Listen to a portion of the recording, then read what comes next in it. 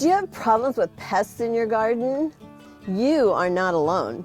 It's the #1 source of frustration for gardeners. Today we'll have some tips to protect your edible and your ornamental landscape from pest damage, including ways to deter rabbits, rodents, and birds. And even from adorable creatures like Patty.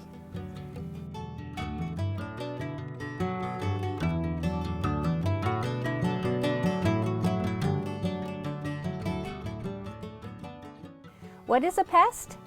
No, not your kids or significant others. Things that harm plants.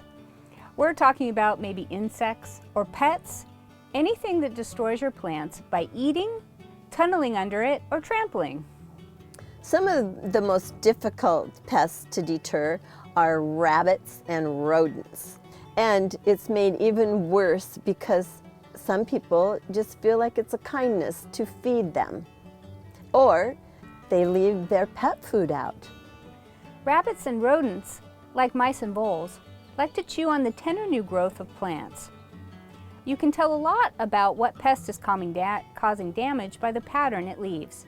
Rabbits, for instance, will often chew at a 45-degree angle, leaving a clean cut. These pests will gnaw into the bark of woody shrubs and trees, leaving telltale teeth marks.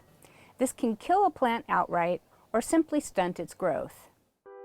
Birds will eat seed before it even has a chance to germinate, and they also love to taste fruit to see if it's ripe yet. Some rodents tunnel underground, some of them eat the roots and the bulbs, others just by their tunneling uproot the plants. Deterring pests is all about prevention. The important thing to know is that if you're using just a single technique, it's likely to be unsuccessful. Combining deterrents that are tailored for your specific pest and your specific plants is going to be the key to success. Research shows that physical barriers, like fences, are the #1 way to control vertebrate pests. That's the 4-legged kind. Exclusionary techniques, like plant cages, trunk wrap, or bird netting, will help you protect individual plants or small groupings. Well-constructed fences are the best way and a long-term solution to protect larger areas. We have a selection of barriers to share with you. One of them is floating row covers, which you saw in episode 1. And we'll also talk about bird netting. The thing about bird netting, you lay it over the fruiting plants that you want the birds not to nibble. But you have to be really careful because some of the bird netting, the birds get caught in it. So it's good to monitor it regularly. And you only really need to use bird netting as the fruit is on the plants. Some people prefer to use a finer material to protect their fruit, like maybe screen or tulle from the fabric store or mosquito netting instead of the traditional bird netting. If you use these materials, make sure that you put it over your plant after your insect pollinators have had a chance to work their magic. Otherwise, there won't be any fruit for you or the birds to enjoy. This is my favorite rabbit deterrer. It's a wire cloche, and it protects emerging bulbs in the spring, the hostas when they first pop up, lilies when they come up, dahlias when they come up, anything tasty to rabbits. You can make your own though.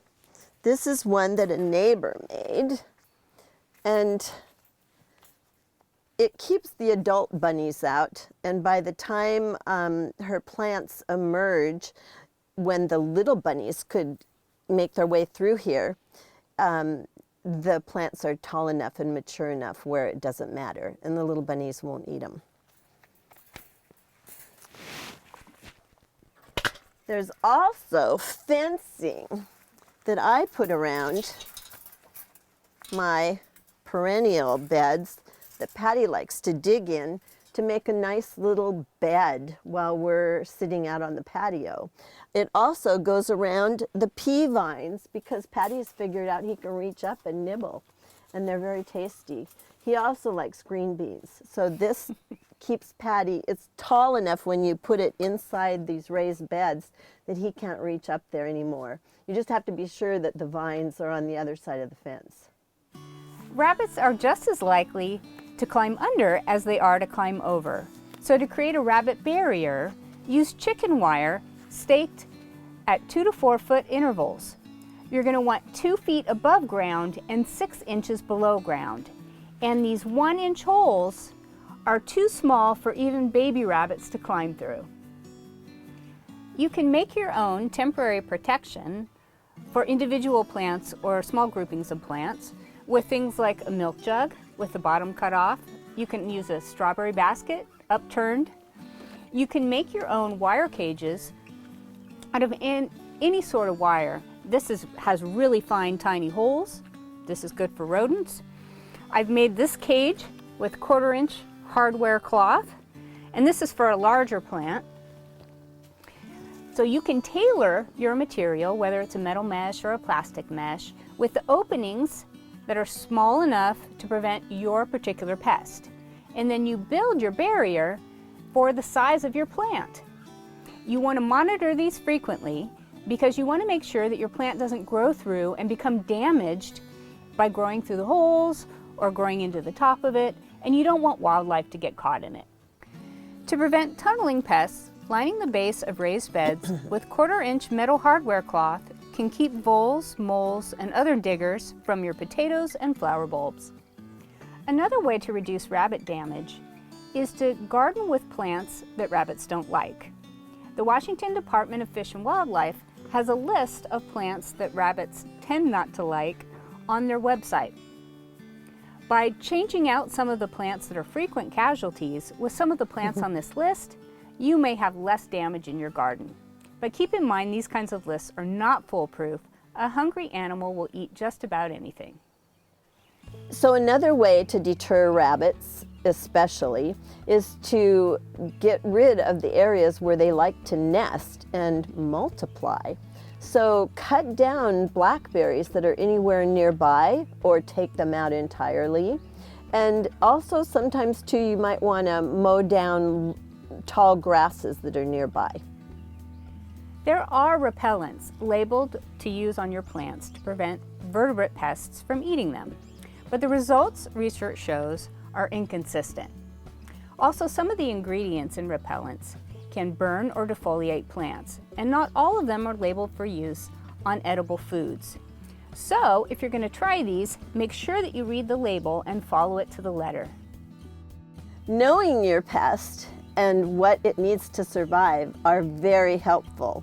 So, our favorite resource is from Washington Department of Fish and Wildlife, their website, and Living with Wildlife in the Pacific Northwest by Russell Link.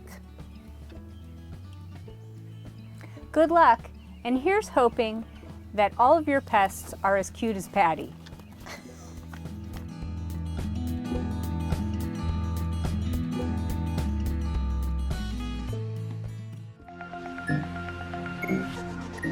Mm-hmm.